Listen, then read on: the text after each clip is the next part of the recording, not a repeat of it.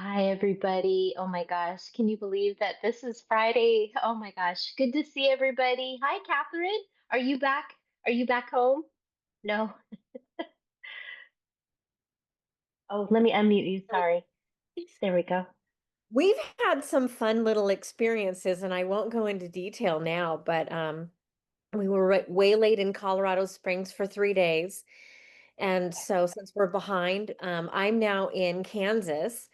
I have family here that I've never met before, so we decided to make this a 2-day overnight, in part for that, but also this way I can just focus um, well, to be present for today, because last week I missed happy hour because I was having trouble connecting. But I'm going to take the test today. So since we're done here. Okay. Good. You're going to do great. You're going to do great. Love it. Love it. So, let's see. So you're going to take the test today, and how do you feel? I feel mostly good, really. Good. I've attended all but the very first live class and Great. done all of the modules. I've read through all of the transcripts except for the last 2 weeks. Okay. Um, so, with what the normal me, like, old school, whatever, I would be like, no, I really need to study more. I need to like make sure I've got it all nailed in. But I've heard so much reassurance from you that if you've attended and you've gone through the modules, you've got it. So I'm just gonna dive in and Good. take it. So I'll just do that if I have to. That's right. That's right. That's right. I think you'll do amazing. Just go slow. Some of the questions are, you have to kind of take a minute to read through them, and they're multiple choice, true and false, and just take your time. I think that like you said, if you have attended all of the classes and have done your work, then you're ready. Yeah. Yeah, yeah. Excellent. Oh, I'm so glad that you're here with us. Oh, it's so cool. And plus, I got to hug Catherine in person. It was really cool to meet her as she drove through Boise. So that was super cool. Yeah, thank you. Hi, Heather. I love your top. Hi, Clarice. Hi, Michelle. Hi, Gina. Hi, Antonia. And I want to say, is it Tana or Tana? I know I mess that up every time. Tana, Tana. Say it again. Montana, like Hannah. Montana, like That's Montana. right. I know you keep telling me that, Yeah. and I love Montana, and so I'm always questioning myself. Welcome. How are you? Doing pretty good. I finished my tests, different modules, and the certification certificate came through already. Yay, that's exciting. It just went really fast there. The Yeah. team at Doula Givers is so efficient, and they are on top of everything. So that's amazing. Yay, congratulations. How did the test go for you? How did you feel about that? You said it really was pretty straightforward. There are a few questions that, like all of those kind of tests, where multiple choice and it has more than one possible right thing in there. But when it's very doable. It's not a trick. There's not tricks. It's really just what we've been working on all along. So Excellent. Excellent. Well, I'm excited for you. Oh my gosh. Um, yeah, I think sometimes I make things bigger. Oh, where'd she go? Darn it, she popped off. Um, Sometimes technology, right? It's like, where did they go? Um, yeah, sometimes I think I build things up and then I keep going back to this about, hi Trina, hi Kimberly. I keep going back to that. I refer a lot to that, the art of gentle, I messed that name up, the gentle art of Swedish duck cleaning. And she talks about those three P's, right? I want to be perfect. Like I want to get 100%. And I don't do anything 100%. I try. And so when I have that expectation of being perfect and just like getting every single one right, and then there's that procrastination, and then there's paralysis, and then I just don't do anything. And so I've been stuck in that. unfortunately, many times I have lots of experience in practicing that. And so I really just encourage you, if you feel like you're not ready to take the test, or, you're not feeling confident in being able to, like, do you know the information? We're never going to know everything, right? And so just being mindful of, just give it a chance. If you've attended, if you've studied, then go for it. Yeah, I encourage everyone to do that. So hopefully Tana will come back. Hi, Kimberly. Thank you for joining us. Hi. I'm going to let a couple of other people in. Michelle, I see your hand up. Welcome. I see you're working. Hi there. Let me unmute you there, my dear. Uh, there we go. Now we can hear you. Do you have a question? I have two. Now let's see Okay. if I can remember them. So the first one is I took my test and passed and sent, obviously I sent that in and I got the little thing saying that I passed the test. But I keep getting text messages from Suzanne about doing my test by the 22nd. Okay. I don't know if that's a glitch. Did they get it? Or because it keeps saying that I haven't submitted. So I'm Okay. kind Is of that confused. happening to other people? Um, Is that happening to other people who have taken the exam? No. Okay. Antonio's saying no. Heather, you took your test. Are you getting okay? And Sydney says no. Okay. You know I what, did take a Michelle? picture. I did take a picture of and Okay. printed off the certificate, the thing that said that I passed. Um, I just didn't know why that You keeps know, coming from. You know what I would do is I would send support at Doula Givers. I would just send them a quick little email. Okay. And oh, Janine's on. Oh gosh, there she is. We have a special guest. Um, oh, Janine just said it's okay if you pass the exam. The text is just a reminder for everyone. Okay. So yeah, Okay. so That's what just I was wondering. disregard. And did you get your certification, Michelle? We haven't. My question is, so I have 10 hours and a death. Now, is the vigil part of the death, or does that somebody different? Do I have to do that with a different person? Oh, ask that question again. I want to make sure I understand. So we have to have 15 hours, and each Yes. 15 hours has to be a different person. No, at least three different people. Yes. So you can have 5 hours each but it has to be three different people. One person has to be vigil. A different person has to be at a death. And then the other 5 hours can be just getting experience. But your vigil period and your end of death or your death experience have to be two different people, but 15 Okay. hours total. It can be more, of course, Okay. at a Because minimum. I didn't know if it had to be three different people for 5 hours and then a vigil and a death, or okay. No, yeah, no, it's just a minimum of three. It can be more, it can be a couple of hours. And then you can also, yeah, they just have to be separate people for the vigil, and the death call. Okay. So So I yeah. just need a vigil or a death because I sat with my grandma for the other. Um, so those were my questions. And then Okay. I can submit my hours. So I can submit my hours after the 22nd? Or You can turn in your bedside hours anytime after you received your certification. So after you've passed the exam, then you can go ahead and submit your bedside hours anytime after you take your exam. okay, so I'm just waiting on the certification then because I haven't received that. Okay, so if you Like, have passed the exam and you haven't received your certificate, I would definitely just reach out to Doula okay, Givers. Just say, I passed the exam. It doesn't usually take very long. I would give them 24 to 48 yeah, hours. I did But it last Tuesday. oh, yeah. Yeah, yeah, yeah. Yeah, so definitely I would reach out to them today and just Okay, mention that. You can send them a picture, of okay, yeah, yeah. Oh, yeah. perfect. So perfect. Yeah. That's Well what done. thank you.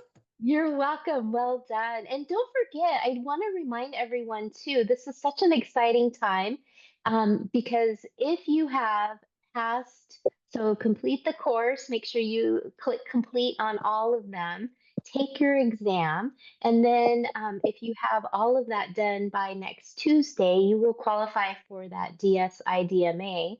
And that is, there's 3 months of this wonderful program that will really, really help you in so many ways. So if you haven't taken your exam, and please again don't feel pressured, some people are doing self-paced, and we don't want you to feel pressured at all, but we also want to be able to give you this wonderful gift and opportunity to just join. The DSIDMA is a wonderful additional program that actually gives you weekly coaching and really strategic methods and ideas on how to really launch your business. So if you're really wanting to just step into this space and just kind of take advantage of these weekly calls, plus with the DSIDMA, you will. So I just encourage everyone, please just come, because I noticed that in the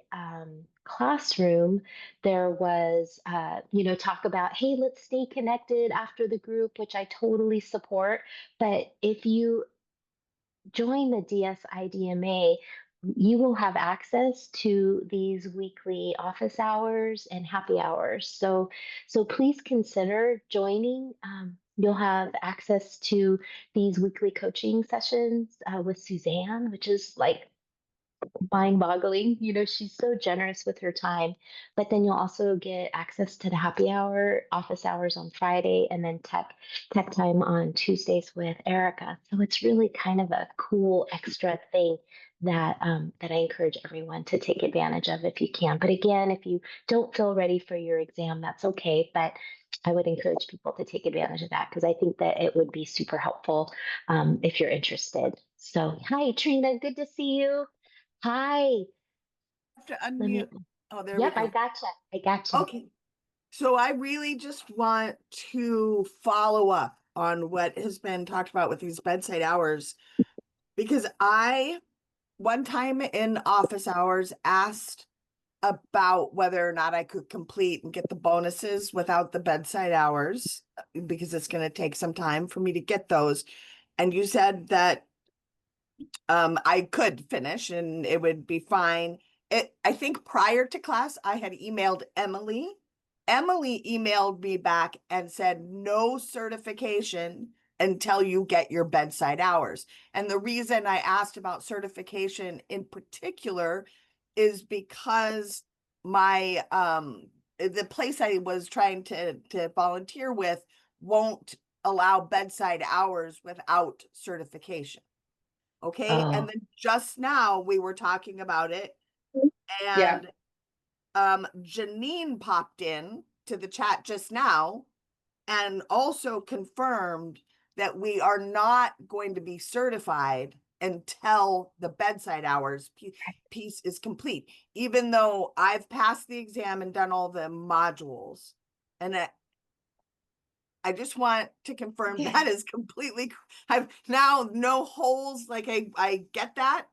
Is that correct? yeah, we'll Great. let Janine chat. Yeah, for sure. Yeah. Hi, Thank you, everyone. Antonia. I just popped in just to say hi. Oh, hi. Just for clarification, there's two different things we're talking about. We're talking Yes. about the bonus, and then we're talking about the certification. Mhm. So for the bonus, you only need to pass the exam, because we Yes. understand it takes time to get the bedside hours. So we Yes. want to make sure that anyone that passes the exam, just the exam, you get the bonus. The Okay. Yeah. certification is not the bonus, it's a separate thing. Right. The certification, it includes the exam and the bedside hours. Okay. That said, That's there's a little bit of a workaround. We've had this experience before, Trina, where people say, oh, it's the chicken and the egg situation, right? with So the, one thing that you can do is you can email us saying, I need some kind of documentation letting them know this is what I've done and this is what I've learned. And we can send you a stamped documentation saying, this is that Trina has taken her course, she's passed the exam, this is what she knows and understands. She's looking to do her bedside hours. and we can go from there. Unfortunately, it is up to every facility to decide if they want to take someone on who's certified or not certified.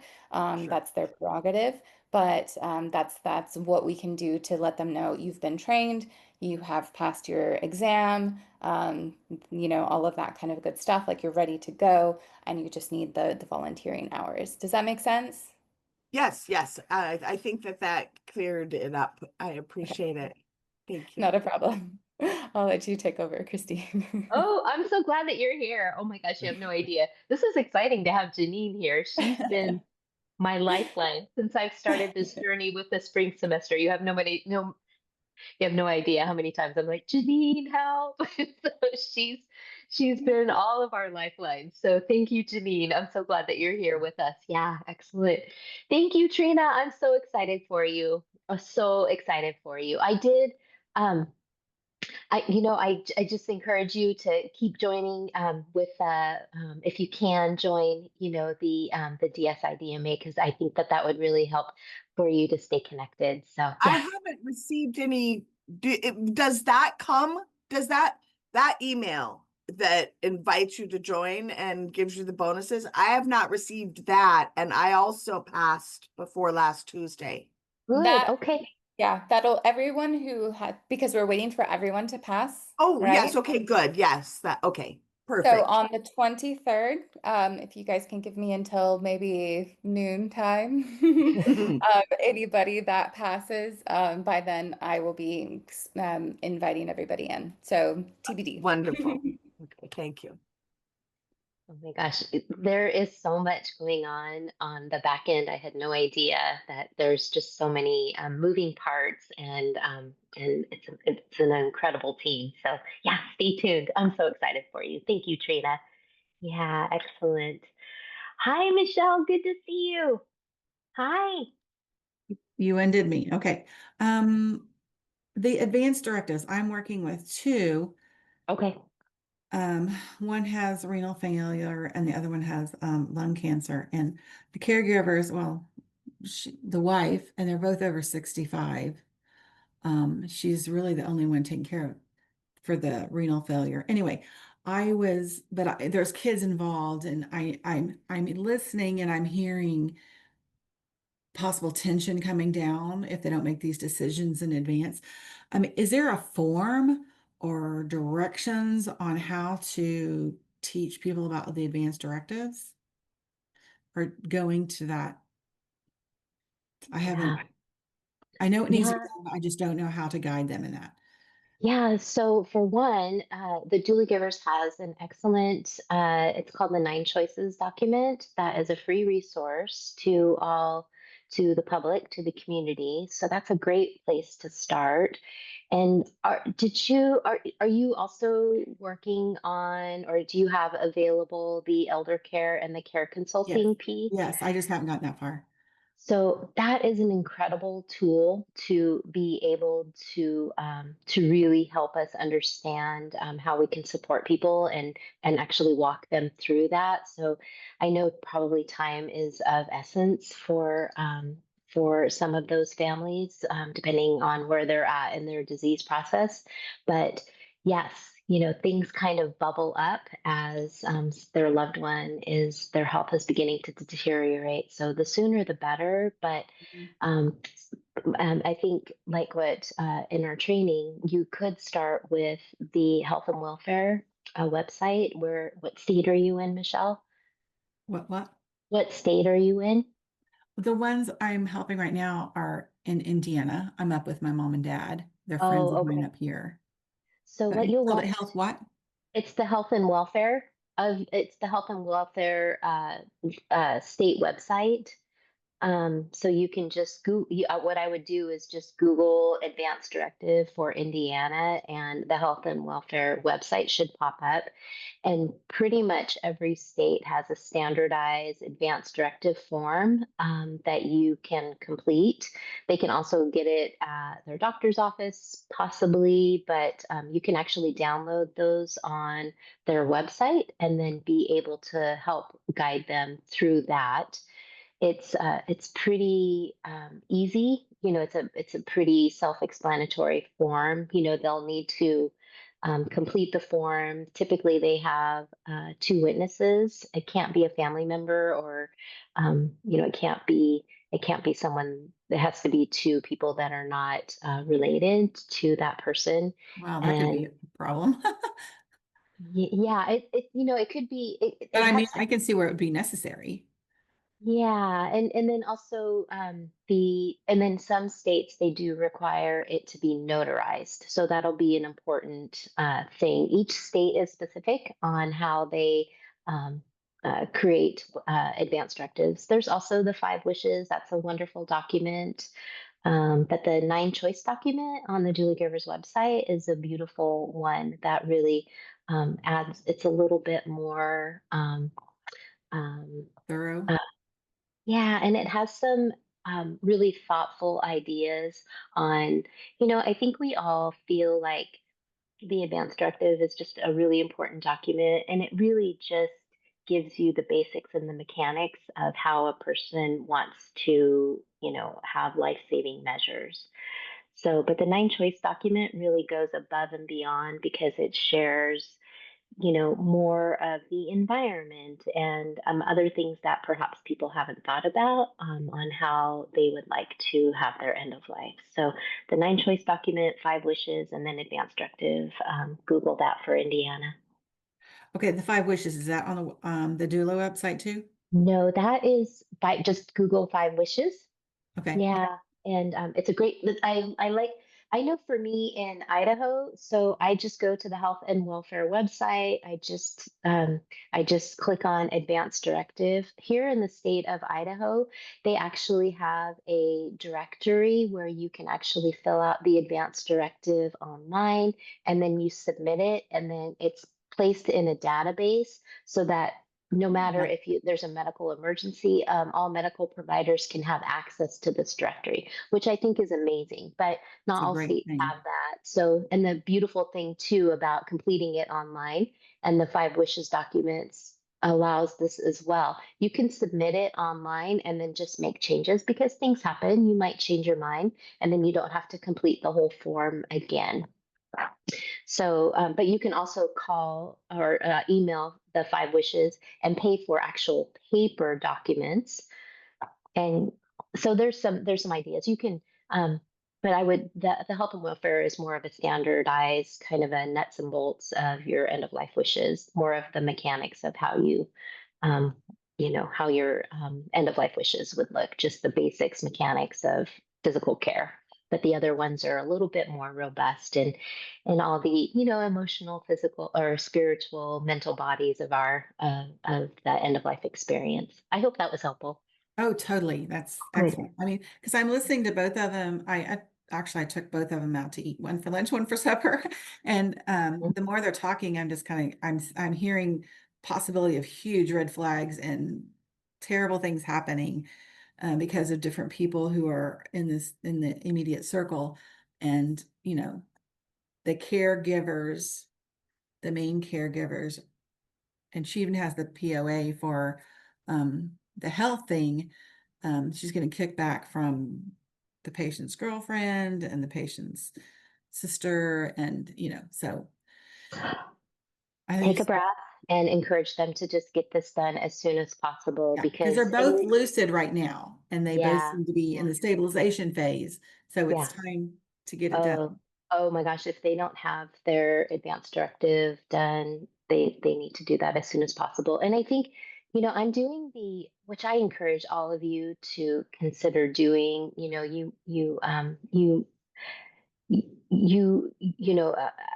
education is just like one.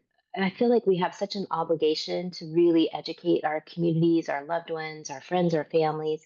And I'm doing the Good Death Seminar series right now at a funeral home. And there's just so many people that don't have their advanced directives. And there's language in so, a living will, I'll just kind of go back a little bit. So, the living will actually is a two-part um, document or a two-part concepts. So the living will contains the advance directive, which is kind of the nuts and bolts of how you want to any life sustaining measurements or not. And then the other part is your healthcare proxy. And in all, I'm noticing as I'm going through this, every state has a different language on what they name their healthcare proxies. And it's so confusing. In California, where I was at, um, I would talk to people about, do you have your POA? Um, and and they're like, or do you have your advanced directive? And they're like, oh, I already have that taken care of. And what I was finding out is that they have their POA, which is the power of attorney, but the power of attorney is actually someone supporting you and helping you with your financial. Yeah. But in California, it's the durable medical power of attorney. And it was super confusing. People thought that they had their paperwork and like everything was taken care of, and they did not. And so, really, in every state, there's a healthcare agent, healthcare proxy, healthcare advocate, there's all these different names. And so, I think that we have an obligation to really be educated on the language and and also helping to educate people have a full understanding what these documents are and then be able to guide them. This is just a sure through line for all of you. If you, as we step out of this space, of completing our certification, which is exciting, but really take the elder care course and the care consulting course as soon as possible, because that will actually be your bridge as you're building your end of life doula practice. You can really step into that care consulting piece right away because you can start supporting people.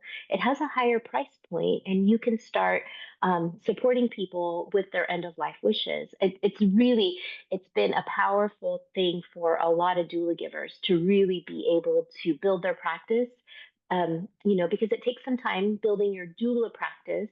Some people it's a little easier because they're already connected and volunteering and things like that. But it takes a little bit. And so that care consulting piece and the elder care you will really benefit if you work on that sooner than later. So there's just, and plus they help us, right? It helps us get prepared for our own journey and our loved ones. And it's just this beautiful ripple effect. So I really strongly encourage people to take advantage of those and do those. Try to keep the momentum going because you just took this 12-week course, and just keep, even though it's self-paced, I would just encourage you guys, just as much the attention that you spent on this training, I encourage you to just keep working on the other courses. Don't stop, just keep going. And so I assume this thing that we get 3 months worth of, do they have other classes and teaching as well? So Or is the it just elder, us support? it's for the DSIDMA. Yes. Yeah, so the DSIDMA helps support, any questions that you have in building your business. So it's if you have a question about the care consulting piece or the doula role, it's a support just as for a business building, and then it really helps. I think I love the DSIDMA so much because it's a weekly accountability group, and each week, setting goals and how do you move that needle. And for me, it's been a beautiful community of, people that are really wanting to step into that space. And it's a strong motivator because if I say I'm going to do something, I'm like, okay, the group is, I got to say that it holds myself accountable. So yeah, I would encourage you to consider it. But if you have any questions at all, that's a great place to have those questions answered too. But of course, the caregiver, the Facebook family, or the Good Death, Good Life community group Facebook is another resource too that you can ask questions. And then, of course, support@doulagivers.com. Yeah, yeah, yeah, we got you. Thank you so much. You're welcome. Hi, Gloria. Oh, it's good to see you, Gloria. Good to see you. Let me unmute you. Sorry. There you go. Hello. Hi. Hi. So I have two quick questions. So the hours that we're going to be working. So I'm barely going to be going for my orientation on Tuesday. So Excellent. you were right. The process was extremely long for hospice, like very long. Yeah. So I do have those hours, but they are family or like friends known. And I did read somewhere, I'm not sure where, because a lot of material. It stated that in order to get the hours, they had to be someone that I do not know. Is that correct? I I think that it can be family. I'm pretty sure it can be I family just want to members. make sure that I'm honoring and I want to Yeah. make sure that I'm doing it correctly.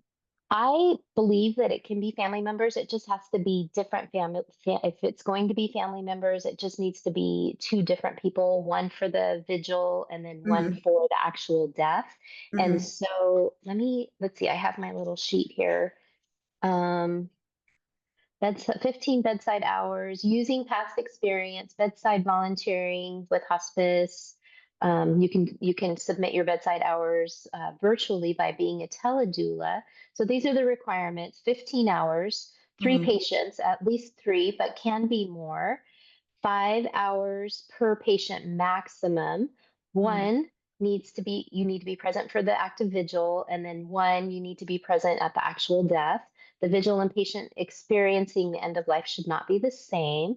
I don't see anything in there where it says it cannot be family members. So, if when in doubt, I would go ahead and just submit your question. Like, so you can submit your bedside hours, list it, and then the team can take a look at that and review Okay. that to see Okay. if it qualifies. Yeah. Okay. Yeah. And then for the 5 hours, somebody, I was there when they passed. It was my stepdad. So, I mean, he did pass, quickly, but the whole process was a little bit longer. So it was like the 5 hours, but when he took his last breaths, it was pretty quick. He went pretty quick once they took him off of everything. So will that still be 5 hours, or is it from the time they start the process of taking their last breath, if I'm making sense? Well, I think, it sounds like, so it sounds like you've had experience at the vigil, being at the bedside. And Yeah. then if you were there present at his death, it couldn't count as both of the Yes, yes, vigil. yes. So I guess that day we knew that, what the process was going to be. So we were Mhm. there, a little bit longer than the 5 hours. But from the time that they got him ready to actually start removing everything, and once he took his last breath, it was a little bit shorter. But the whole process of the day, even though it wasn't like a visual, we had that uh, people came, to say their goodbyes the day prior. So it was two separate, same person, but I'm just asking on the last breath. Could I count the time that we were just there already knowing and preparing just for the doctors to come and pull everything?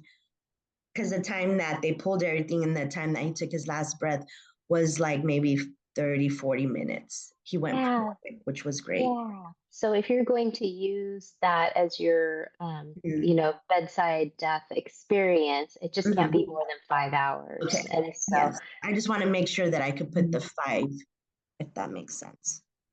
Yeah, I think it just has to be 15 hours total. So if Yes. you're Okay. going to utilize your father-in-law's Yeah. death I said that. experience, Mhm. then, I think, So the yeah, video I have for others, it won't be. perfect. I just want to make sure that the last breath I could, since we were there, preparing for it as far as like the doctors coming, Yeah. explaining and pulling the tube, and stuff like Yeah, I don't think that when I look back at the bedside hour requirements, I don't think that there's a time limit or that. a Okay. length that you just Okay. have to be present at a Okay. death. Just want Yeah. to make sure. And Yeah. then my final question is the use of the forms like for the clients. So I know it was mentioned about the logo, right? The doula giver, since it's on there. So if I'm operating under either a business name or an LLC, can I still use those forms and not make any changes or still use that form with my clients? Absolutely. So Doula Okay. Givers has been so generous in creating all of those forms. You can use everything that has been made available to you. Okay. Yeah. Make Yeah. sure. Okay. Thank you. Yeah, you're welcome. You're welcome. Congratulations. I'm excited for you, And Gloria. Jane answered another question about like completion of the hours and the test for us to get the bonuses. So yeah, she did answer that question already. So thank you. Thank you, Janine. Yes, and thank you, Christine, for everything. This has been an awesome experience. I'm really excited for you. Yeah, I'm really excited for you. This is just like the coolest thing is just like if you could only see what I'm seeing on the side and just Oh seeing yeah, your I can. faces and the eyes light up. There's Like been a lot of so emotions too, hearing everybody. But yeah, it's been great. yeah, yeah, it's huge. Yeah. And I keep saying, you guys have no idea what's in store for you. It's just this beautiful evolution of us, getting ready to do something that we've all been called to, but just this beautiful ripple effect that you're going to have in your community. It just gives me goosebumps every Yeah, time. It's and I have the beautiful. book, and I'm so excited. We haven't Yeah. started yet, but it's here. So. Oh, excellent. Gloria, where are you located? So I'm located in the Bear area. So I'm Okay. in Santa Clara, right by San Jose, California. I was born in San Jose. Okay, Oh, excellent. were you? Yeah, yeah, yeah, yeah, yeah, Yes. So yeah, yeah. I'm in Santa Clara currently, yes, but I'm from Okay, San Jose, I should say. excellent. Okay, well, I'm excited for you, Gloria. Thank you so Yes, much. thank you. You're welcome. And I might shut off early just because it's still early where, it's like 8 something and I have things I have to get done. So I just wanted to make Okay, sure I asked that because I am going to be submitting my stuff and taking. okay. So You go, girl. You go, girl. And you're welcome to join happy hour too. So yeah. All right. Thank you so much. All right, Michelle, I see your hand up. You're just working away over there. I see you.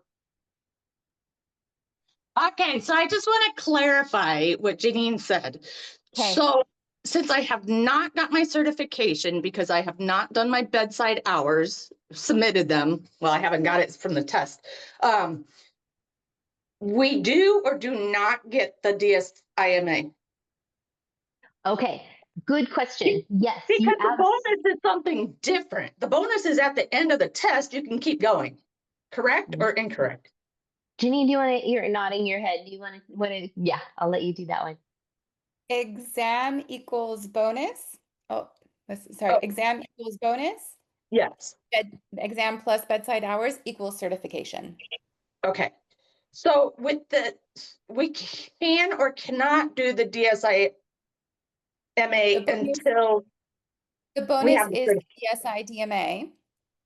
Oh, okay. Yes, sorry. I should be Okay. specific about that. The bonus is 3 months free of the DSI-DMA membership. Okay. So that's just for passing the test. Yes. Okay. Perfect. That's what I If wanted. Yeah, for those who are a bit behind, completely okay. Once you pass your courses, you will also be invited into the DSI-DMA as a paid membership. But this bonus is just very special for anybody who was able to stay on track and to pass their exam.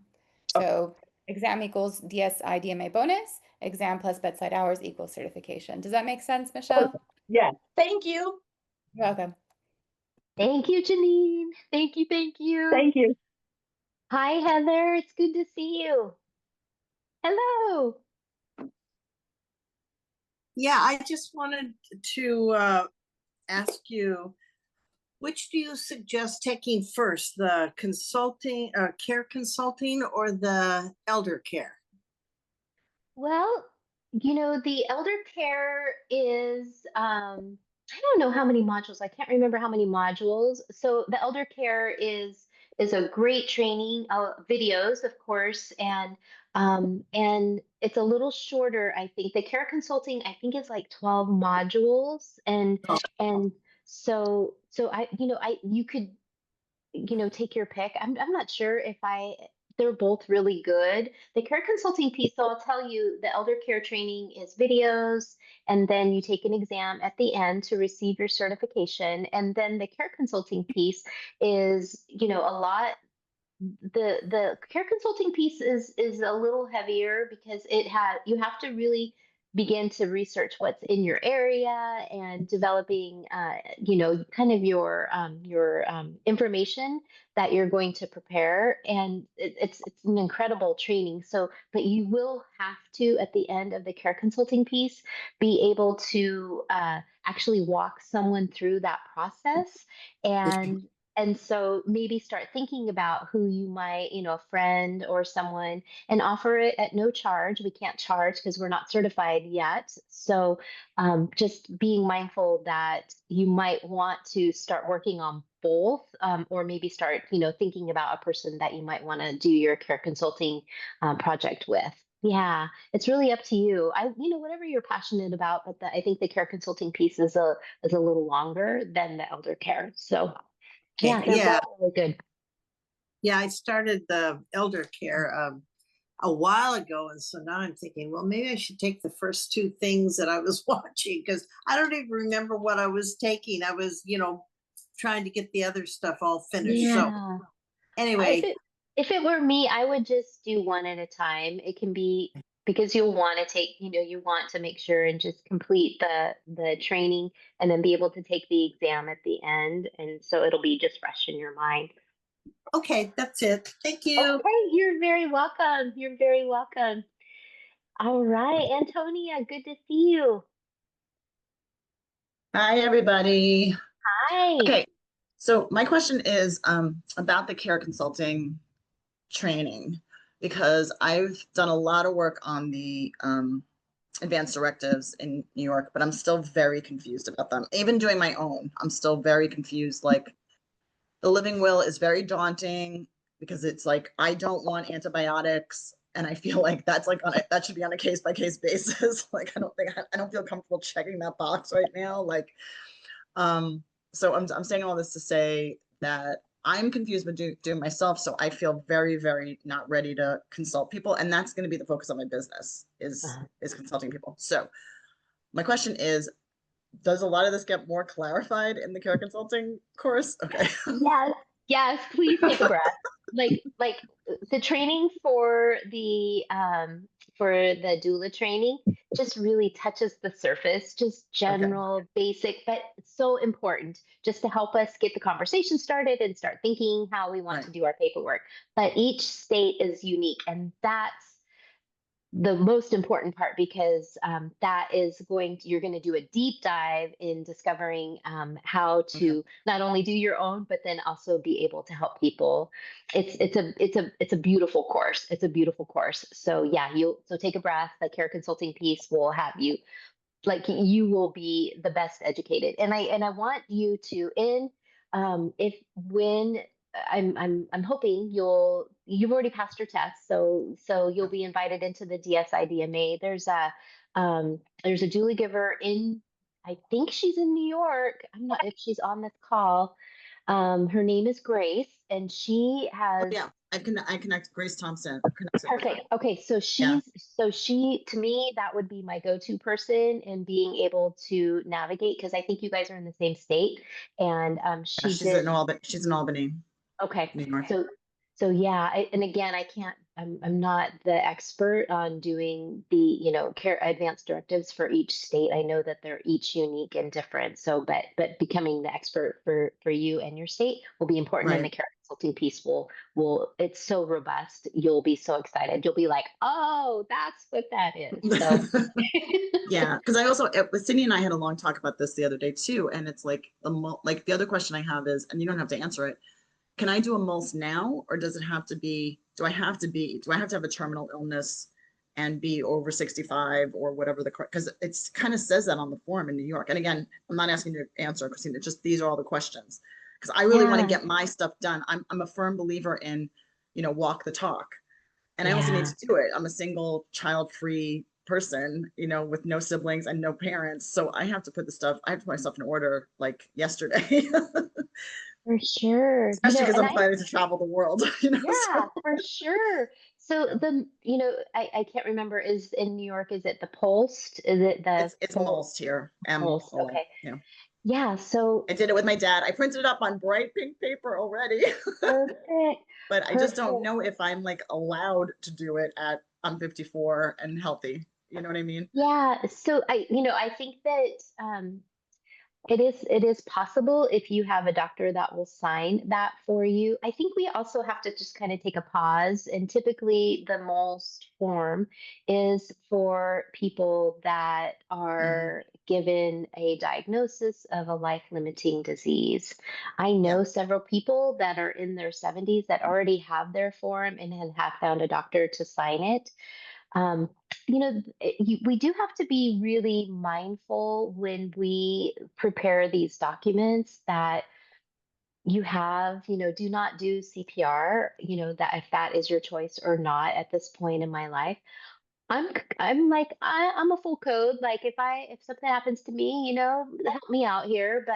But I also feel like if there were someone who had a most form and they were, they had this chronic illness or, didn't want any life extending measures, but if they fall and break a hip, like, do you want that replaced? If you have a stroke, and the reason why I bring this up, and I want to be really mindful with my words, but I'm doing this monthly event at a church where it's actually a bunch of people in the congregation that are solo agers, like they have no children, and they're kind of getting nervous, like who's gonna help me navigate this, and so they've actually created this group called Full Circle, and they're like their people, and so they have each other's advanced directives. They're their healthcare proxies. Like they're creating a community within themselves to support one another as they continue to age, and it's beautiful. But there was a gentleman who was 92. He had his advanced directive. He had his, it's called a post here in Idaho, and he was just like, if something happens, just let me go. And I kept encouraging him, giving him more scenarios of what end of life looks like, because I think most people, and it's totally my wish, like I want, I wish for everybody to die in their sleep. That doesn't happen for everybody. We don't all get out that way. And so typically what happens is we get a disease or we have some kind of event that happens, and it's typically a heart attack, stroke, or some other disease process, that it's just kind of a slow progression and a decline in health. And so he, at 92, had his post and was like, if something happens, just let me go. And I was like, but what if you break something or if you fall and, need stitches? And he was just like, we'll just see what happens. And something did happen. He had a pretty significant stroke, and his wife found him with facial drooping, left-sided, totally flaccid. And he was like, don't call anyone, I'm ready to go. And he didn't go right away, and his wife didn't call anyone. And so they ended up calling a hospice agency that they had interviewed, but of course he's not terminal, so he wasn't admitted to hospice. And so the hospice nurse said, I can't be there, it's going to be 3 hours. And so he just laid there on the floor and waited for hospice to come, thinking that he was having his end of life experience. That really caused me to pause, and really begin to educate myself, and because I think that every situation is different, and having these different scenarios can happen, right? We trip and fall, we break a hip, things happen all the time for these people that are aging. And so what happened for him is that when someone has a stroke, you want to call 911. You want to have these medications that can actually help thin the blood and break up the clots. And really, what happens is if people wait, there can be permanent residual effects from that stroke, and can really affect things later. And so now he's alive. He's doing well, and by a miracle, he's actually recovered pretty well. He's doing therapy and has some cognitive issues and a little bit of swallowing issues, but he's doing quite amazing. And what he said to me is like, I'm glad I lived, because he had some loose ends that he needed to tie up with his kids. And we can't minimize the power of the time that we have left and realizing, it may not be our time to go, but it really caused me to just pause and lean into that experience and having like a great responsibility of how we really um, inform the community that, that there's so many different scenarios that can happen. So anyway, sorry that was a long explanation, but I think the care consulting piece will answer all of your questions. Yeah, yeah. Well done. Yeah, Makes me feel better personally and professionally. yeah. Yeah, yeah, you're welcome. Another situation I had of when I was a hospice nurse, I had a patient who had pancreatic cancer, and his sister was taking care of him. She had lost her husband a year ago. She had lost her mother 6 months after her husband, and now her brother was dying of pancreatic cancer. This was all within the same year. This girl was tired, and she had them all at her home, and this hospice company that I was working for, it just seemed like we wheeled the hospital bed after one passed, and then within a few months we were wheeling another one in, and she was tired, and he had pancreatic cancer, and you never really know with cancers. They seem to like be in that stabilization phase, and then they have this pain crisis or something happens, and then they have a quick decline. At least that's been my experience. And so they were just kind of waiting. He was doing pretty well. He was having a cheeseburger every once in a while, but pain was increasing and we knew it was getting close. He had like a UTI or something like that. And on his advanced care, on his post or pulse, he's put on there, I want antibiotics. And so it was this whole dilemma of, do we, his sister was really just in a painful a situation because she just didn't know, like, should I give him antibiotics? And he was like, oh, I don't need it, but he was uncomfortable and with the UTI. And so there was this whole conversation that was happening. So again, he's dying from pancreatic cancer, but he's got this condition that is causing him discomfort. So do you treat or do you not treat? So yeah, there's so many different scenarios, but we learn as we go, and we just try to give each other grace and make decisions that are important for us at that moment. So that feel right to the person. Yeah, great conversation. Thanks, I just want Antonio. to say, really quickly to Heather, that I'm definitely doing the care consultant next, and all support and camaraderie is welcome to do it together. So just want to say that. Excellent. Excellent. I love it. Yeah, I love it. I love it. I love it. Excellent. Thank you. All right. And Sydney, hi, Sydney. It's good to see you. Hi. Hi. I just was, I mean, I think you've answered a lot. Antonia and I had this discussion just a few days ago about the all the paperwork, end of life, and the most and the post, and all the. You answered a lot of the questions that I had. Um, I had the same confusion, or not confusion over the form, but confusion as to what you would want to do, because in one scenario you would want antibiotics or you would want them to intubate you, and another scenario you wouldn't, and it was like like it's a little, it's hard to know. Obviously if you have a terminal illness it's a little less confusing, but it's still like you just explained. And I know I had a clients, I went through similar with the stroke issues, but one thing, and one thing I'm looking on this most form, and I do not see anything on here about age at all, which I didn't think there was. But the other thing I can just say that I know in Massachusetts, if you want care through an agency, like home health care, PCA, anything like through an agency, going through an agency, they actually require that you have this most form in place, whether or not you have any kind of chronic condition or term, or you just might be aging or just need help, and they require this in place. So it's confusing. It's awfully confusing. It is. It is. There's like thousands of different scenarios, Yeah.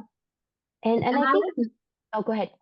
I was just gonna say, I don't know if like there's a place like I'm not a nurse, so I mean I have a fair amount of medical knowledge just from doing caregiving for years and doing EMS training, but that's EMS training, it's not nursing. And um I I wonder about all the different scenarios and the different procedures themselves and when you want, and wondering if there's some place to have that more broken down for someone like the layperson, like, or for future clients, like if they ask you, well, what is this exactly? Or how does this work exactly? Medical procedures, is there some place that you can go Yeah. to?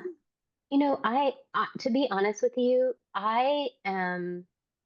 I'm kind of a creeper on Suzanne, to be honest with you.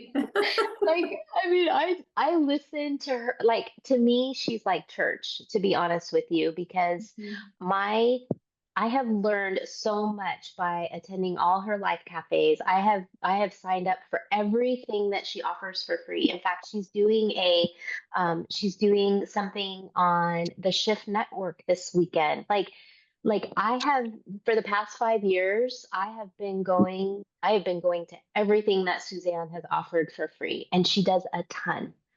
Like, I don't know how she has so much energy. She's everywhere, and she is like passionate about providing education. And so there's the Ask a Death Doula podcast, there's Life Cafe, there's all these things that she's doing for training.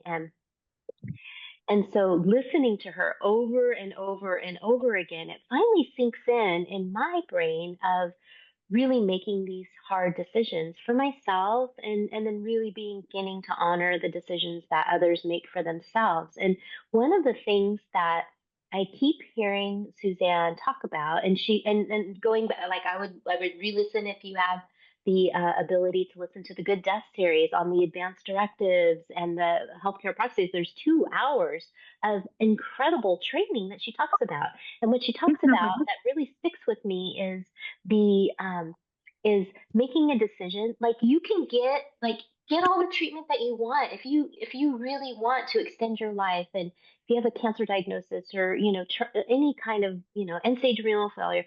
Go until you feel like the quality. She talks a lot about quality versus quantity, right? That's the beauty of all of this, is that we can have our own discernment on how we wish to be treated.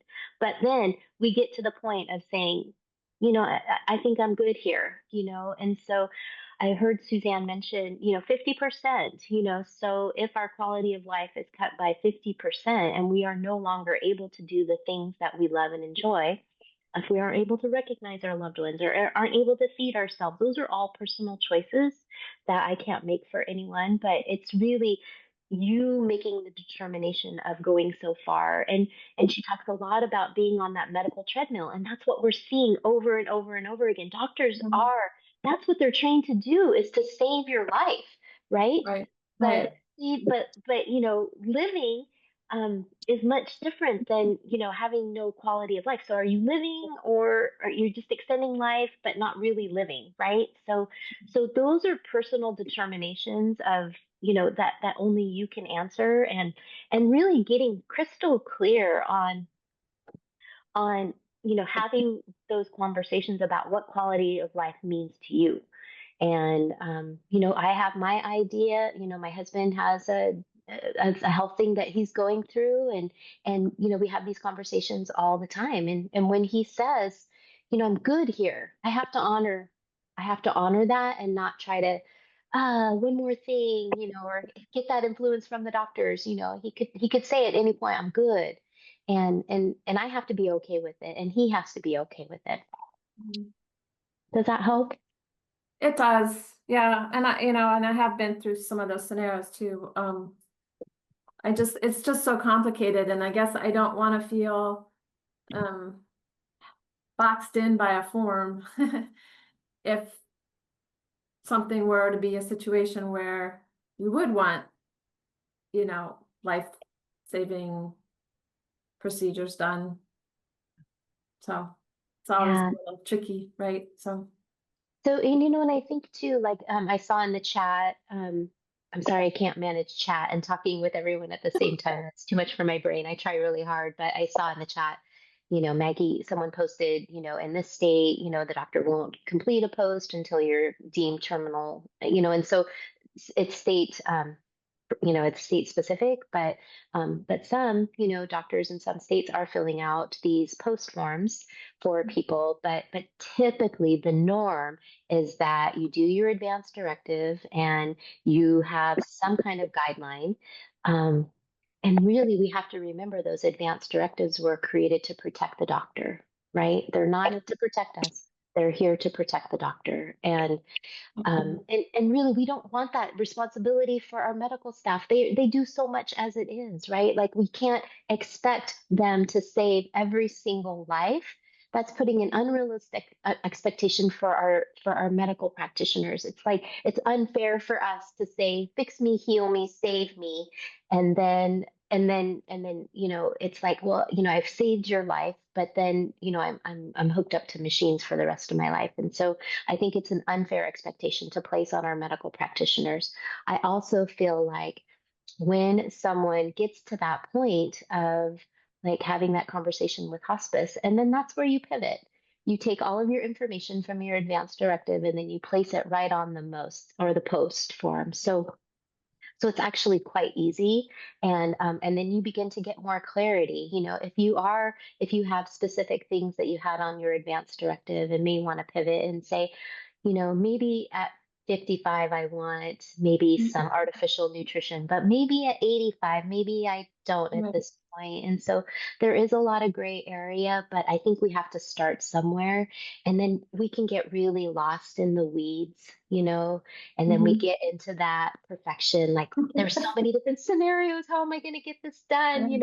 And then we get into that, that paralysis of like, we just don't do anything. And I think that's where a lot of people get stuck, right? I don't know all the answers, so I'm not going to do anything. That's And where I then got stuck for sure. yeah, so and then that's what's happening in all of our hospitals. People have not made their advance directives. And then I have so many nurse friends that are working in the intensive care unit and they're having conversations every day because people don't have their advance directive filled out. What do you think your loved one would want? That's a horrible time to be having that conversation. Like that's our job. We have this responsibility of getting comfortable with our own, with death, but then also, really being able to help people have these conversations because but again, I digress. I go off on tangents, but I just encourage. I think the best way that I've learned is by listening to all of the things that Doula Givers offers. Go back to the Good Death, Good Life. Listen to the Ask a Death Doula. Those are all amazing resources. And then just begin to I would just like Janine or someone had put, yeah, Janine put in the chat, do the care consulting piece and then move into the elder care piece. That's the recommendation that Suzanne makes. Yeah. Okay, I'll look at it. I wasn't actually gonna mention this, but since I'm on, I'll just tell everybody that a few days ago, it's Friday, so earlier this week, I think it was Monday, actually, I found myself in Wellfleet, Massachusetts, which is where a doula house is in Massachusetts. There's two in Massachusetts. And Trina was really interested, and I wanted to just let you know, and I can write something on Facebook, but I was staying 5 minutes from this place, and I was like, I have to go. So I did go, and it's an amazing place, and the people are lovely, and what they're doing is amazing. And they're reaching out to me and saying, I know you're almost 3 hours away, but can you come volunteer once a month? So I don't know, we'll see. But I encourage everyone, like if you find a doula house that's not too far from you or you're on vacation and there's one nearby, definitely check it out, because I hope many, many more crop up. But yeah, and I'll write something about it. But since I'm on right now, it occurred to me, oh, I should let everyone know. The place was called Lily House, the Lily House. And yeah, it's a wonderful movement. And it's all free. They offer their services free it's really quite something. So It is quite thank you something. so much. Thank you so much. Yeah, you're welcome, Sydney. I'm so excited that you got to do that. It's the Omega. I think it's the Omega House Network. Omega House Network. Mhm. Yeah. And And Trina had, okay. they take two clients at a time. When I was there visiting, someone had just passed that night before, so the family was coming. It was actually an interesting time to be there. But yeah, it's a lovely, lovely. The whole operation was lovely. The way that they're organized and the space, and yeah, it's very nice. So That's so cool that you got to go there. I think too, like Trina is really passionate about right, starting one, right? So if there yeah, isn't one in your community, start one. And this Omega, I'll look it up and put it in the chat. The Omega Omega House House, Network. It's a yeah. 501c3, and they actually they help you to start Mhm. one in your community. It's all done for you. I mean, you have to do the work, but they help guide you. And that's, I mean, that would be something amazing, that if there was one of these houses in every community. I'm so glad that you got to do that. I hope maybe you might be able to do. I know that's a little bit of a drive. It's a bit, but I have a friend that actually has a house. As I said, it's like 7 minutes away, so it's Oh, potential that okay. I could go once in a while. But I just encourage people to, if there's one in your state, to at least just reach out and get to know them, because even the community aspect of it, they have community events here and there, and they were very excited actually that I popped in, and there's two in Massachusetts. I thought they were the only one, but there's another one in Western Mass. So I will go visit that as well, which is actually Excellent. closer. But yeah, Yeah, it just I was there, so I was like, I must go see. you must. You I must must. go see.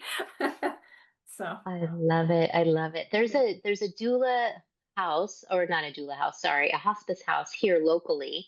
Um, but it is self-pay, and it is kind of expensive, and the mhm. hospice companies, they have all different, I think there's 10 maybe beds in this house. And so hospice companies come and support, but it's all self pay. And so with the Omega hospice houses, they're all volunteers, which is just lovely. So I love the idea. I mean, I think I love the idea of just having doula houses all over. And then I could come visit you all, right? I'd come visit your house, you come to my house. Oh, I love it. Thank you, Sydney. It's really been a joy just having you be a part of this. I love watching your kitty. I love all that you're doing with your love for animals. So yeah, thank you.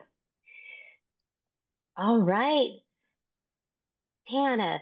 I'm like, do you see me pause? I'm like, Montana. Okay, Tana. Now I'll never forget.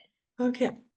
And you mentioned last week that you do a lot of your work as a, is it like just televisits or teledoula or Mhm, whatever? mhm, mhm. Could you just share a little bit of your experience? Like, how do you manage that? Because so much of what we do seems to be like advanced direct, all kinds of things. It seems like it takes a personal, present interaction. Like, so how do you manage it? Your work is doing tele visits and tele doula. Yeah, that's a great Anything question. you In can fact, say about that? Because I'm trying to figure out how to, like, even how tech support. What do you do to get your people started? it's tricky. It's tricky, especially if someone doesn't have a lot of tech experience. But it's a great question. In the Facebook group, part of the replay from last week, I just posted the Q&A, and in that Q&A is a training that Suzanne did for Teledoula. So everybody make sure that you watch that. That's listed under the Q&A section. There's a bunch of other information, but there was a From question last about week, last Mhm. week's Q&A. Okay. Yeah, yeah, yeah. So I think it's like a 45-minute training. So I encourage everyone to just Okay. to watch that. But kind That's of in a what.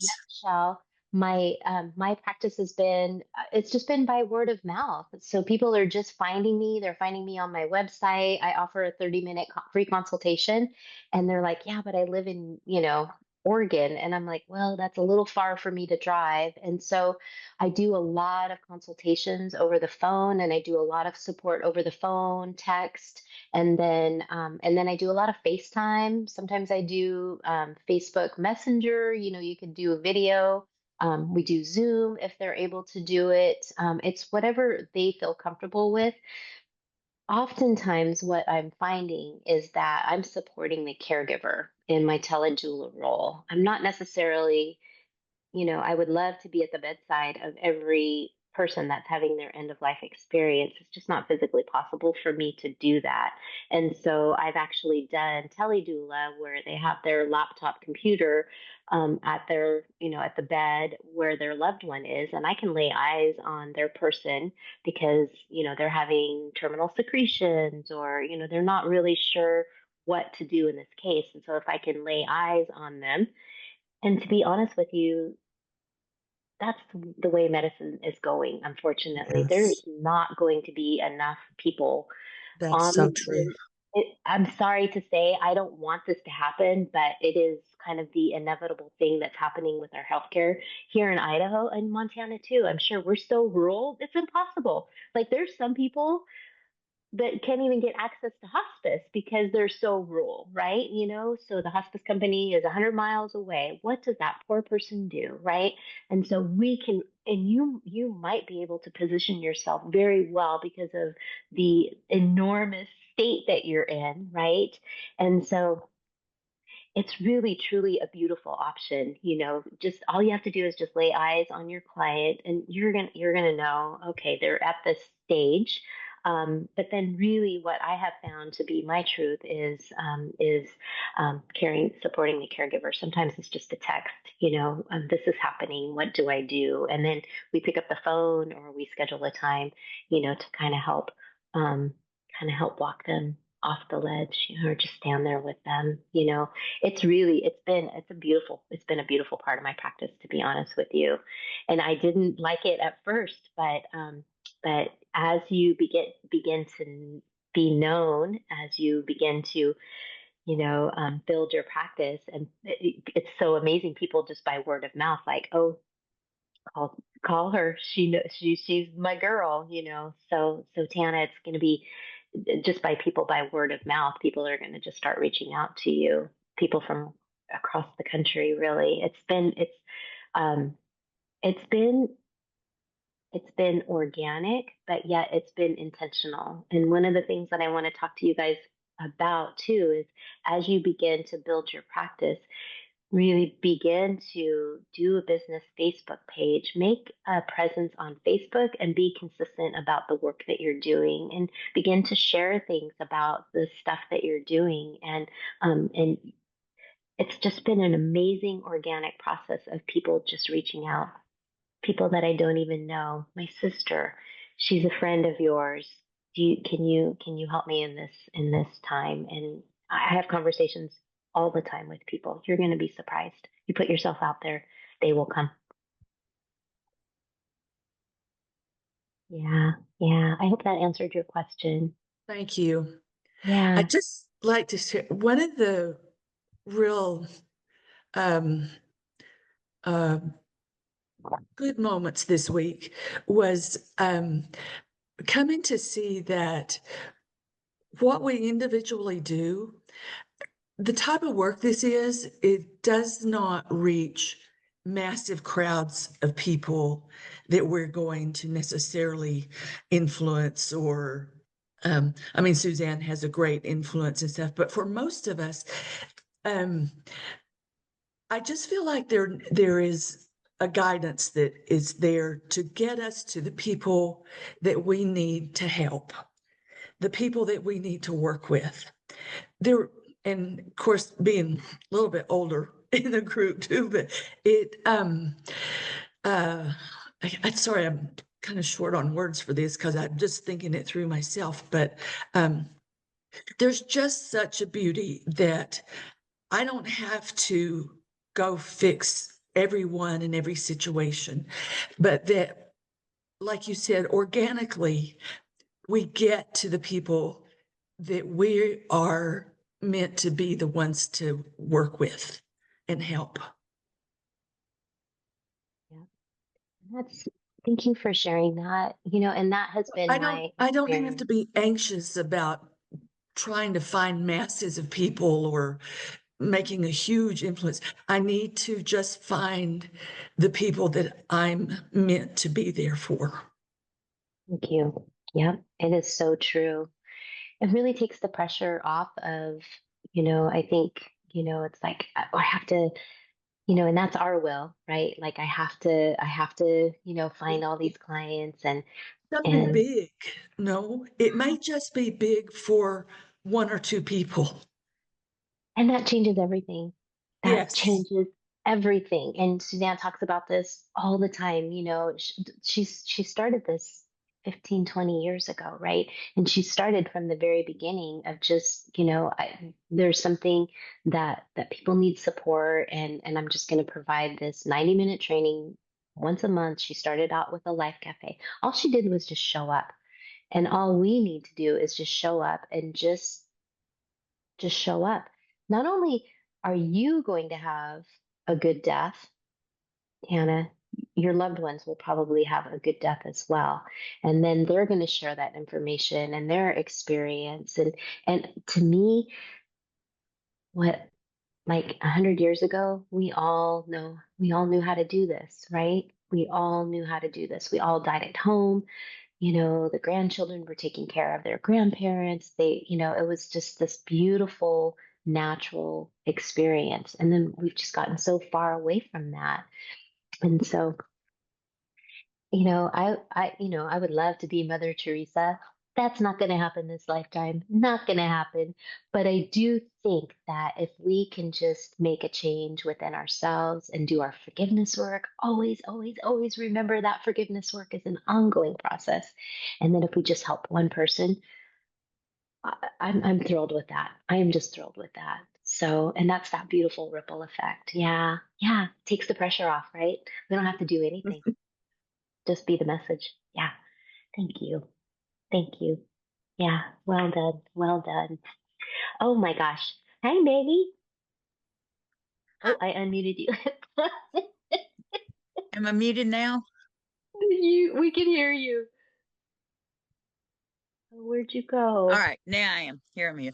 I just wanted to say that when I guess it was about a year ago, I was at my doctor's office and I was so excited about telling what I was doing. And his nurse was a critical care nurse at the hospital. And she was telling me how almost no one had it. When they got to critical care, many of them were accidents or things that surgery's gone wrong or whatever, and they didn't have the prep, and that they would have to run out and get an advance directive and have it signed immediately. The family's in shock and upset. None of that prep had been done. And she said, I'll help. I recognize the need. So that's on my to-do plan, is to get that. But you'd be surprised if you know anybody that's a nurse, an ER nurse, or critical care. What do they call it? Intensive care, whatever they used to call it. The other thing is, and I shared an article, I don't know if everybody got to read it or not, but some emergency rooms are now hiring, either having nurses that are trained in end of life and those and doing the advanced directives, or are considering end of life doulas to be there to help. And I had heard that also possibly assistance in the trauma unit. Most every hospital has a trauma unit, so those might be ways that you could at least offer. Perhaps go to palliative care. um, and both of the ones that are close to me both have trauma and palliative care, but just get your card there. And if you don't have a lot of money, what I would suggest is you can get those little clear plastic bags at the Dollar Tree, or if you have Party City or something. I mean, just clear. Like I bought them to put Halloween treats in for the kids across the street. But what you can do is take that, and if you want to get some netting or something, something pretty to put in it, and I had pink netting from another business. and I put that in it, and buy mints. You can buy mints. I think you can buy them in Costco. I know you can buy them at Sam's Club.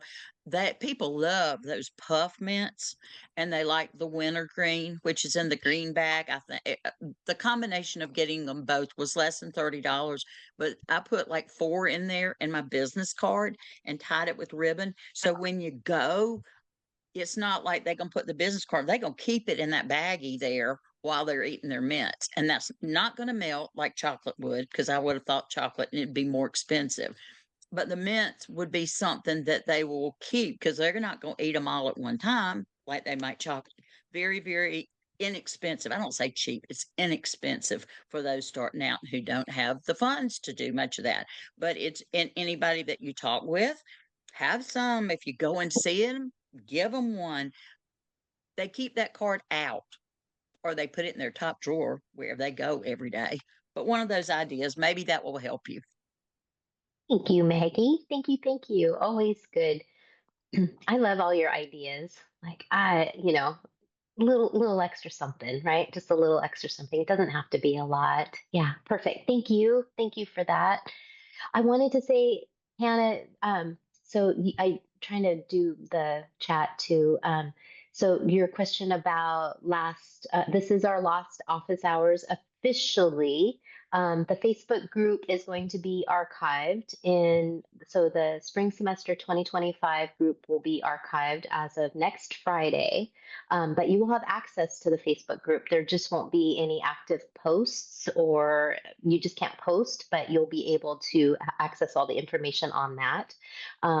But we encourage everyone to please go to the Good Duck, Good Life family community group, so that you'll get an email about that as well. You might already be in that group, but it's a great group because there are doula givers that have graduated. They're in that group, and it's a great support system as well.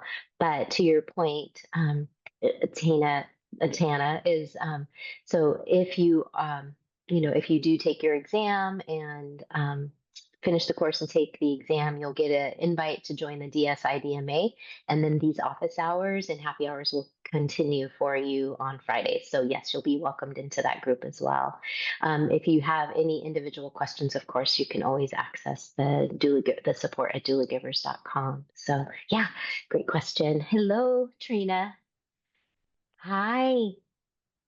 I have a question. I'm trying to get my business cards. By the way, I was smiled so huge when you said that you worked with this group at your church that calls themselves Full Circle, because that's what I've named myself, Full Circle Wayfinding. Love it. Love it. And so I've been working on my business cards the last bit, and I need a phone number, and I'm confused. I just would like feedback. Other people, how many people have used a voice over internet VoIP, like an internet phone? Or do you get a second line through your phone company with a separate number? What have people done and how do they feel about that? And has anyone created a website who has never created a website before? And how did you feel about that? Oh my gosh, so many good stuff. Like, just take a breath. So Okay. in your, I'm going to log into my account really quick. So at the end of your training, I just want to direct you to the right space. So your classroom, in the classroom, there is all sorts of things, including the marketing materials, 9 steps to launch your business. There's a press kit. There's 30 days to your first client. So I would take a tour of the bonus section, and in that bonus section is ideas on how to create your website. Suzanne talks about using Google Voice. That's free. So you don't even have to get an additional phone or a phone number. Well, it is additional phone number, but she'll walk you through that on how to use Google Voice. I think a lot of people have different ideas of having a second phone or using their personal phone. I think having Google Voice, since it's free, is a great idea.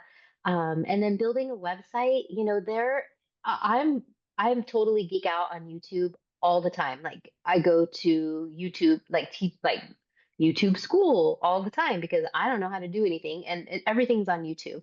And so there are YouTube walkthroughs on how to build your website, and they're so much easier than they were. Wix is an amazing website builder, and they're actually pretty inexpensive. And so just taking it step by step. But there are in your bonuses, there are website templates. All you have to do is just take the language that is in this website template, move it over to your web page. It's like and then when you finish, you'll be getting all sorts of additional business and marketing information. So there's so much there. I'm excited for you to be able to have your business name, and this is a really exciting time. So I can't see where you went, Trina. There you are. Yeah. I, I have downloaded all of that and looked through it, which is what made me think of, that I just was curious if other people have got, I probably won't use Google. I'd try to use a different service, but if other people have had good experience with that, because I think that Google Voice thing is a VoIP. I believe that's what that is. And so have other people used that, and specifically have they used one that isn't Google, and how did they find that? So that's really my question. I know that I can I've got all the materials, so I will walk through it. I haven't tried the website yet. I'm sure I can work it out. I got want, this. like people are You- gonna smile back, or they go, oh my God, that was so awful. That's all.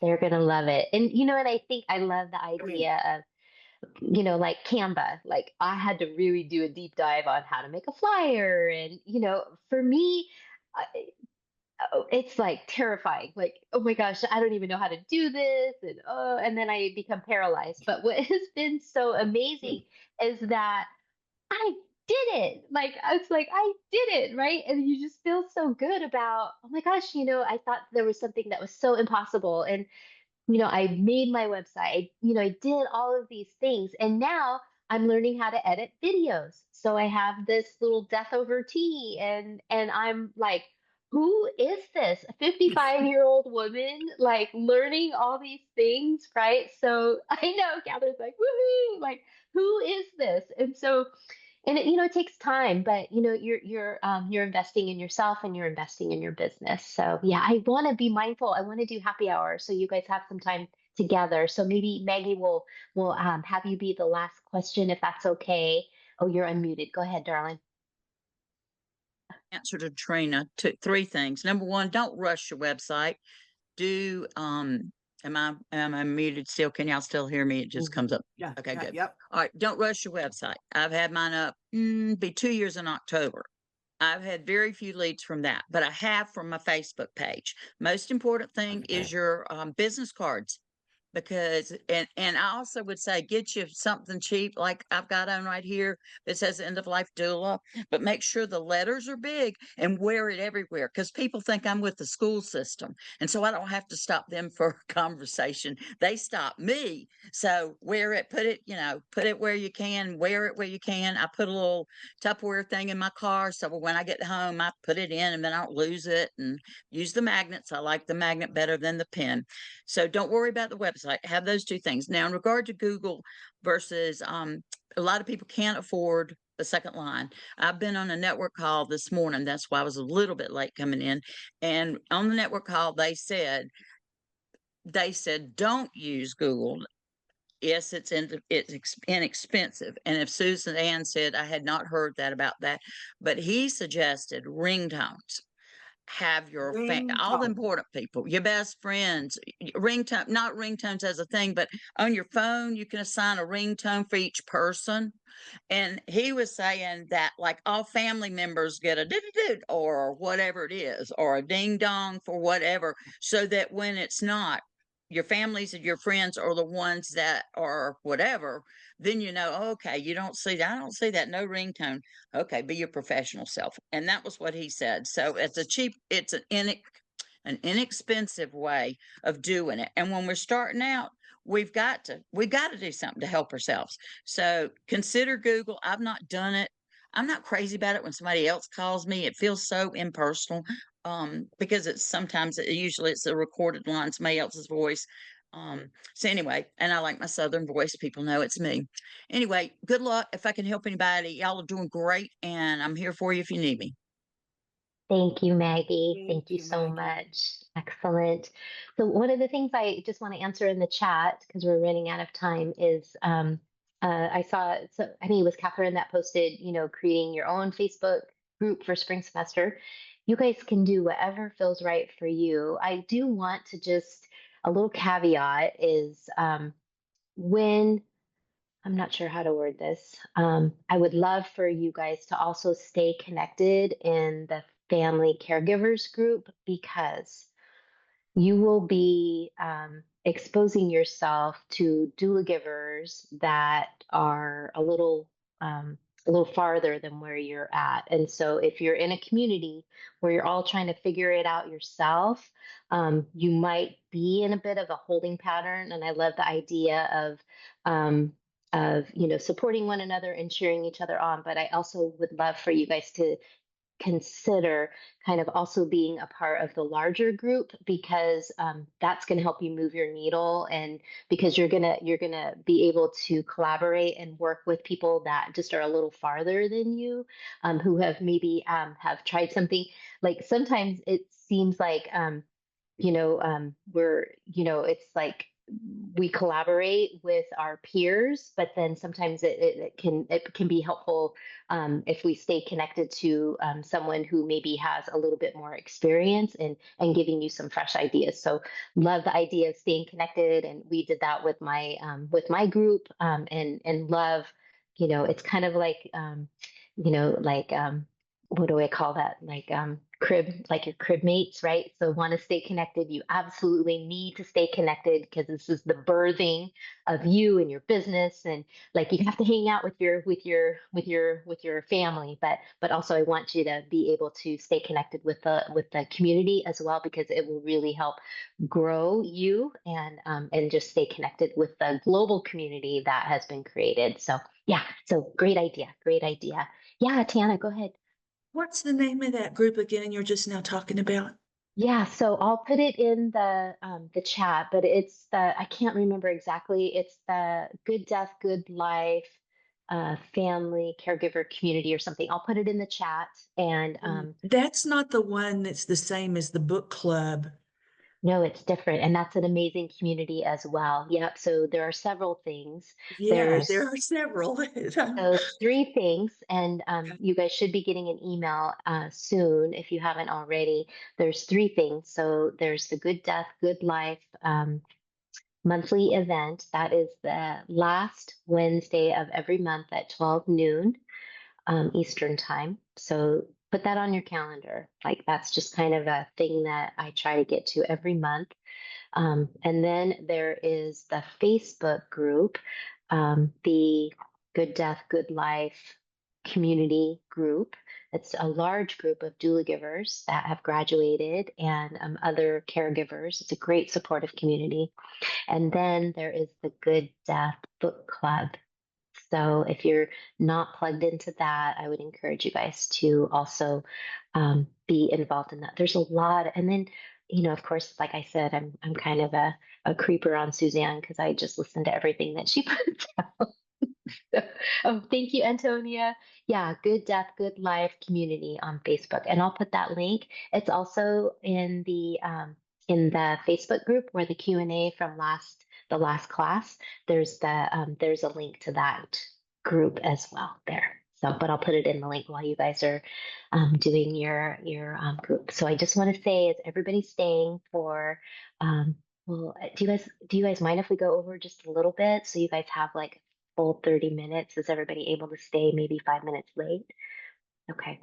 And if you have to jump off, that's totally fine. But so is everybody going to stay for the happy hour? We're going to do breakout rooms. If you haven't joined us before, I'll be putting you in smaller groups so that you can get connected, share information, and learn a little bit about yourself, share some exciting news where you're at. And then you're going to get a notice when you first go into the breakout room that says you've joined the group. I think it says something like, please, there'll be an OK button. So click that OK button. It'll allow you to stay in the group. Otherwise, it's going to just pop you out of the room and bring you back to the main room. So please be sure and click that button. And when we're getting close to the end, I'll send a little message that says, okay, just wind things down, and we'll invite you back into the group, and then we'll chat a few minutes afterwards. I love that everybody comes back all smiley. I love it. I love it. It is so cool. How did it go? You guys made some connections. Yeah, great, great, great. While everybody is popping in, I put some things in the chat. Can someone confirm that you can see? I put 3 links. Can someone check for me? You guys see that at all? No? Okay, I'll repost them. Okay. Let's see, copy. Karen, you have your hand up. Go ahead and I'll have you share while I repost these. Hi, everybody. Yeah, we were talking about dementia during our breakout, and I don't know if you can see it, but I put in the dementia directive.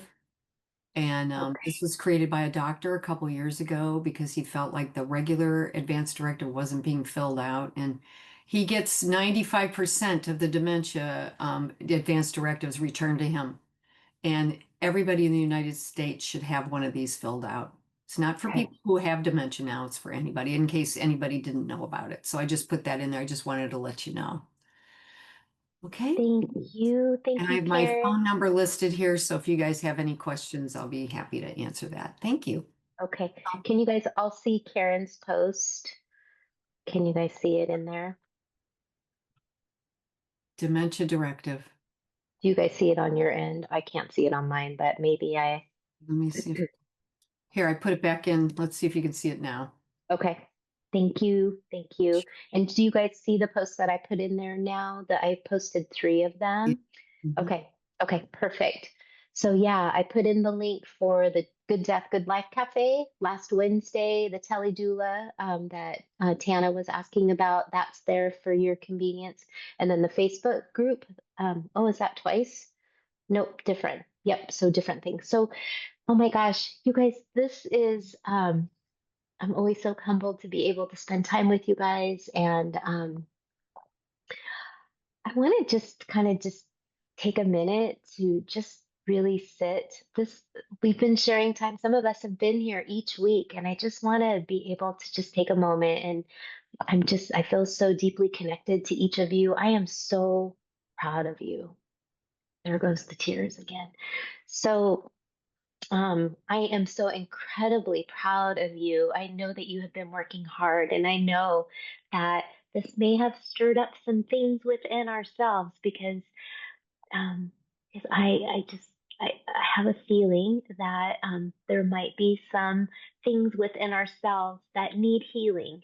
And as we begin to lean in a little bit closer to our own mortality, we really begin to work on all of those things within ourselves that need healing and love, and just reminding us the beautiful gift of self care and being able to manage our tending to ourselves so that we can be fully in service to help other people. So, again, as we step into the space of building our practice, which is super exciting, and we can kind of get lost in the mechanics of building the business and the excitement, we have to kind of step back a little bit and find some balance. I know I'm working on this myself, spending time with my loved ones, not spending hours on end building my website and all of those things that we can kind of get lost, really finding the beauty and the magic of the moment, and just being alive. There is a beautiful woman, person, Andrea Gibson, who passed away recently. If you're not familiar with their work, I would really encourage you guys to check that out, because they lived life fully, knowing they had a terminal diagnosis, and finding that you can find joy in the middle of the hard is where the magic happens. And so try not to allow yourself to get, bogged down in all the specifics and the mechanics of growing your business. I want you to just take time to celebrate where you've been and where you are and the direction that you're going. So just take all the time that you need. I am so proud of you. I am incredibly humbled to be part of this group, and I can't wait to see you, whether or not you've completed um, your the coursework or have taken the exam. Don't feel pressured at all. If this isn't the right time, please come to the graduation so that we can celebrate you. It's really been truly an honor. I hope you guys have a beautiful weekend. Okay. We'll see you on Tuesday night. Thank you so much. Bye, you guys.